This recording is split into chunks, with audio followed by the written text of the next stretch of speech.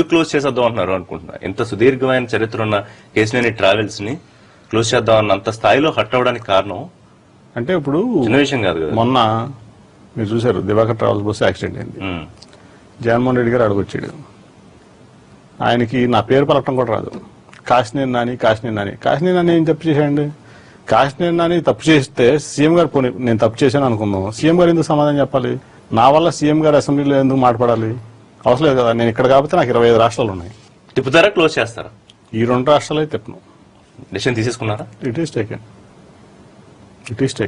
Orange travels తో problem ఏంటి? Orange travels Jaganmohan Reddy దాన్ని ఇదంతా ఏంటి వివాదం? ఇంకా ప్రూవ్ చేస్తారా? దాని మీద కట్టుబడి ఉన్నారా?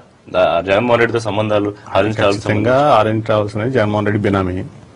అతను కూడా ఈ 2.5 ఏళ్లలో పెరిగిన వ్యక్తి. ఆరెంజ్ ట్రావెల్స్ సంబంధించిన ఆరెంజ్ ట్రావెల్స్ అనేది ఇప్పుడు అన్ని కూడా అతని వెహికల్స్. ఇప్పుడు 4 వెహికల్స్ ఉంటే ఐదర్ ఆంధ్రాలో రిజిస్ట్రేషన్ ఉంటుంది, కర్ణాటక తిరిగేదైతే కర్ణాటకలో రిజిస్ట్రేషన్ ఉంటుంది, తమిళనాడు తిరిగేది తమిళనాడు రిజిస్ట్రేషన్ ఉంటుంది. అరుణాచల్ ప్రదేశ్ బస్సు వచ్చి ఆంధ్రాలో ఎక్కడ తిరుగుతుందండి?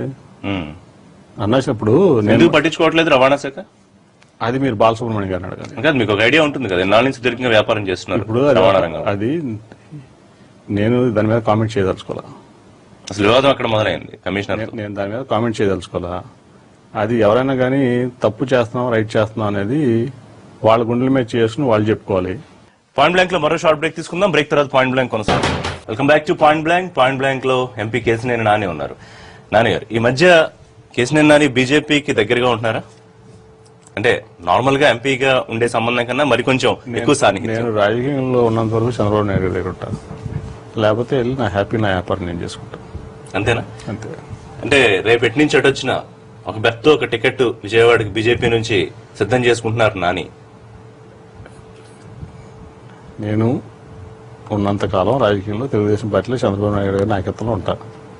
లేని రోజు హ్యాపీగా నా వ్యాపారం